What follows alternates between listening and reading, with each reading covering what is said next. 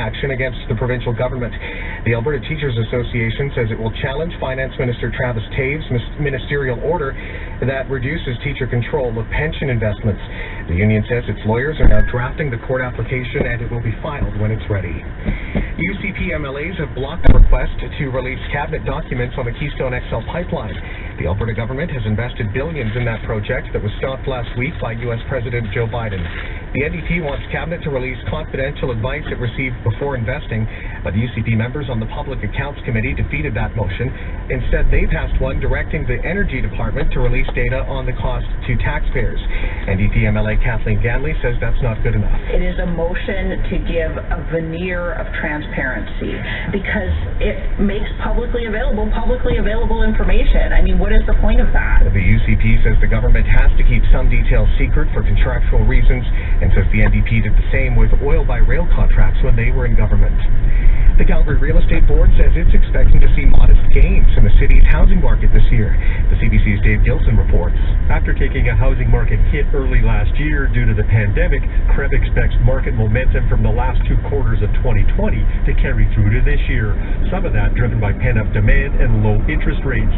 Chief economist Anne-Marie Lewis says sales may rise by nearly 5%, but also expects factors like employment challenges, the energy industry downturn, as well as COVID-related uncertainty to temper some of that growth. So you'll probably have another roller coaster year in terms of what's happening in sales, but overall we do expect that progression and some improvements. CREB says some Canadian housing markets experienced strong rebounds in the latter half of 2020. It says Calgary didn't hit record high sales or prices, but still posted some of its strongest sales in recent years. Lurie says it was almost enough to offset earlier 2020 losses. CREB expects the number of new listings to start rising this year for that to offset some sales gains, which could mean a slower rise in prices. Dave Gilson, CBC News, Calgary. That is the latest from the CBC Calgary newsroom. Cloudy with periods of light snow tonight in Calgary, an overnight low of -15, and that light snow continues through the day Wednesday. Tomorrow's high -12. You're listening to CBC Radio 1.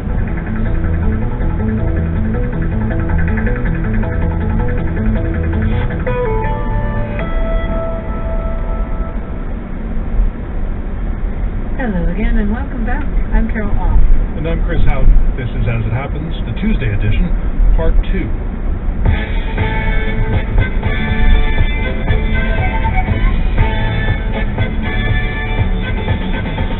Coming up. Mic drop.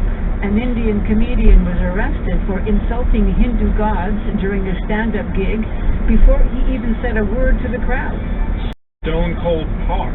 A journalist revisits an inoculation effort of the 18th century that was much like today, except they didn't have fancy refrigerators to transport the vaccine across oceans, so they used orphans.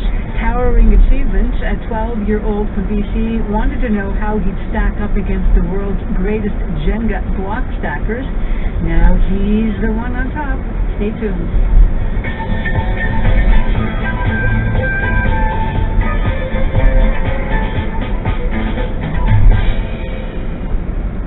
This week, Saskatchewan became the latest province to dispense with so-called birth alerts. Birth alerts are touted as a tool to ensure child safety. But according to Indigenous activists, their allies, and virtually all available data, they're unevenly applied. Alerts are issued when hospital staff believe an unborn baby may be at risk. They can be sent out without parents' knowledge, and they routinely result in newborns being taken into custody. For the women James E. Patrick works with, birth alerts have been traumatic. Ms. Patrick is the acting executive director of Sanctum Care Group in Saskatoon and a lawyer who has represented several clients in the wake of apprehensions. Jamesy, what does it mean to you and the women you work with to have Saskatchewan finally cancel this practice? Well, the birth alert practice and canceling it, I think, is long overdue, and I think that this message has been conveyed to our provincial government for some time. So to have it finally come to an end is exciting, but of course it raises other questions about, what services are going to be available to support moms. So I think we see the birth alert as being really the very first step, and in all fairness, probably the easiest step in starting this process. Can you give us a sense of what the birth alerts were doing and why they were such a problem? Well, birth alerts, in my view, really are an extension of colonization. And, you know, our residential school system, and then on to 60 Scoop, and now our child protection system. And so what we saw happening in Saskatchewan was between 2015 and 2019, for example, 80% of the birth alerts were attached to Indigenous women. And the result was that when women showed up to the hospital, they may not even know that they were in fact birth alerted. And so the system starts from a position of marginalization, stigma, and those women are then faced with trying to kind of unravel that approach that, you know, is being placed upon them when they enter into those systems. And how often did those birth alerts lead to the child being apprehended by the child protection system? It's the majority. So a birth alert typically is applied when a woman has either had previous involvement with child protective services or maybe a healthcare professional has an alert on the file. And so most of those women would have their child apprehended from hospital. And if their child wasn't apprehended, they certainly are starting from a place of really being marginalized in the system, which discourages, you know, continued access to health care, for example. So is it possible that some women wouldn't even get the prenatal services they need for fear of being flagged for a birth alert? Well, those are the stories that we've seen with the women we support. So we, for example, had a woman show up to Sanctum 1.5, which is a home in our core community in Saskatoon, who had not interfaced with any prenatal service because she knew she had been birth alerted and fear of that birth alert. So what it ends up doing is women are either fearful that the birth alert will be placed upon them and then their child would be potentially apprehended, or they're fearful of, you know, interfacing with anyone because they know that they've already been alerted and they feel that they're going to be treated differently in the system, and they are treated differently in the system. Got to know about what is happening around, and they are just abusing him. He's not keeping well with that. Before we get to what the case actually is, it's just to take us back to what happened. Manawer was going to do a stand-up show, a comedy, on January 1st. What happened as he was getting up to perform that day? The fall was supposed to happen at 4 p.m. and around 5:30 I got a call from him that the police is taking him, so this is his last call. What happened was he got on stage and there was a mob which came to the venue and they stopped the show in between, and they also asked the audience members that are they supportive of the content of this comedian, and they were totally supportive because the show hasn't started. And earlier also he used to do a lot of satire in his content, which like there are references for the political parties in India. There are references from the mythology, different religions, Hindu culture, Muslim culture, everything. But he didn't do anything on that day. He hadn't even started. He hadn't even done anything on stage when this mob demanded that the audience respond to whether they approved of this. But the audience said, yeah, they approve of what he's about. Tell us a bit about this group that had shown up to protest against Manawer. There's a group of people who are supporting this religious things, and they have this preach things to other people, and these are members of the same group. And there are a lot of groups in India right now working similar groups. It's like these are Hindu nationalists. They're Hindu nationalists, like conservative mindset people. Very much supported by your present government, your federal government. Yeah, most probably. And the man who was leading this is actually the son of a local BJP politician, is that right? There's a local politician, right? The son of a minister there, a regional minister. So most probably what we know about this is that he wanted to limelight this ad for an election ticket, because he wanted some limelight into the politics so that he can get election ticket in the next elections. So you think he was just using Manawer and his show in order to get support, drum up support among those who support this Hindu nationalism. What did he accuse Manawer of doing? He accused him of doing jokes on Hindu deities and Hindu mythology, but actually he didn't do any of that.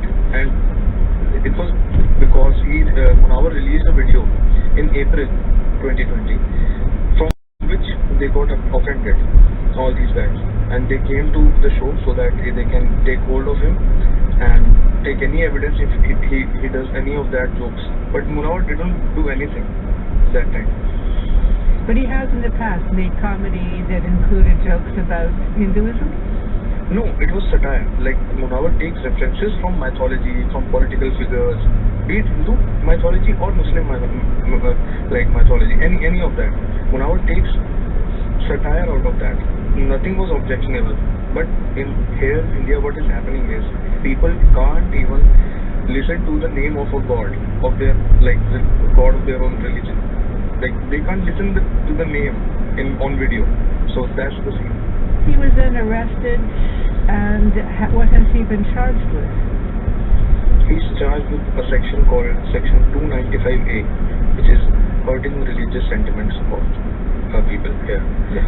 So that's the main section. But I understand the police have actually admitted that there is no evidence against him, that he never even said anything on stage. Yeah, but like till the trials have started, like what is the purpose of these people? The people who have like took hold of Munawar, like these people just want to harass. They inside them they know that they will lose the case after a while, but till that time it's slow. The judiciary is slow here. Like it takes time, so it will take like 2, 3, 4 months for Munawar to get out of all this. So this is just harassment. And he will get out of it because there's no evidence. But meanwhile, you say he's in prison, he's in jail with people who are harassing him because of these claims that somehow he insulted Hindu deities, right? Exactly.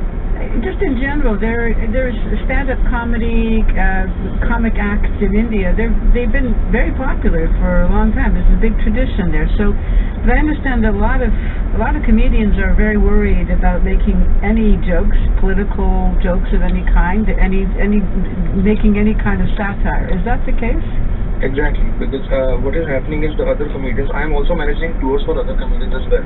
So there are a lot of comedians who have just cancelled like a lot of shows. So they are also worried about this content, and they have cancelled like a lot of shows with me recently, because they are worried that they'll do a show in a smaller city and they might face these challenges also. So they just asked me to cancel some shows in these smaller cities. And so they're canceling their acts because of fear that they might be arrested in the same way as Munawar. Right. And a lot of them, a lot of big comedians call me every single day to take update of the case, like what is happening and when will he come out and everything. It sounds like it's a really rough time for Munawar. I hope it all turns out well for him, but I appreciate you telling us the story tonight. Thank you. Thank you so much. Vishesh Arora is Munawar Faruqi's friend and tour manager. We reached him in Delhi, India. For more on this story, go to our website, cbc.ca/AIH.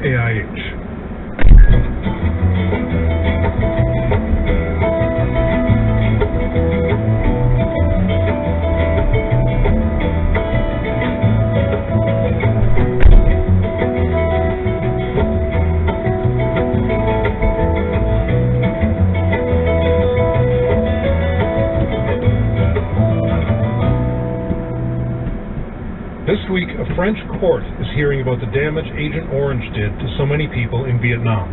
A French-Vietnamese woman named Chun Ton Ya is seeking damages from 14 pharmaceutical giants, including Bayer. Agent Orange was a weapon used by U.S. troops during the Vietnam War. It contains a dangerous contaminant known as dioxin. American military planes would douse the jungles of North Vietnam in its orange fumes. It was supposed to target North Vietnamese troops, but it left millions of civilians with rare illnesses and birth defects. Back in August 2012, As It Happened spoke with Susan Hammond about the cleanup of Agent Orange that had just started in Vietnam. She's the former director of the War Legacies Project. She talked about the chemical's impact on people's health. We don't have a long-term assessment of the impact here on our own veterans, that many of these illnesses that dioxin likely causes are rare and take a long term to manifest, and we also do not know whether there are long-term epigenetic impacts, meaning that the dioxin has caused some types of changes within the human genetic structure to have longer-term generational impacts. It's very difficult to study the impacts of dioxin on the human body. You have to do epidemiological studies and find a population who has been exposed. And then, of course, there's a lot of confounding factors. There's still a split between the governments of the United States and Vietnam about the health effects of Agent Orange. I had thought the science behind this was pretty comprehensive. Why is it that the two governments are in such a split on this? That's a tricky question as well, because though science has shown that dioxin causes many cancers and birth defects in animal studies, for instance, when it comes to human studies, at least for the birth defects, there's a lot of evidence leading towards that, but not that, smoking gun proof that perhaps the U.S. government is looking for. But we have to remember that many children of Vietnam veterans also have diseases and birth defects that they believe are caused by their father's exposure, and they also are not their concerns are also not being addressed by the U.S. government. So it's a difficult thing. The U.S. right now, their focus, or they will say that they will provide support for disability programs in Vietnam regardless of cause, and we are, of course, hoping that and pushing for that amount of funding to be increased. In closing, the simple fact that the cleanup has begun, that the project is underway, what does that tell us about the relationship between the United States and Vietnam?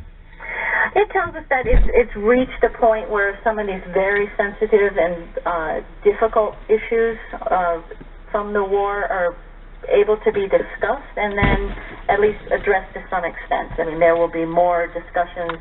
The U.S. and Vietnam, for instance, meet each other every year, usually in September, to talk about this particular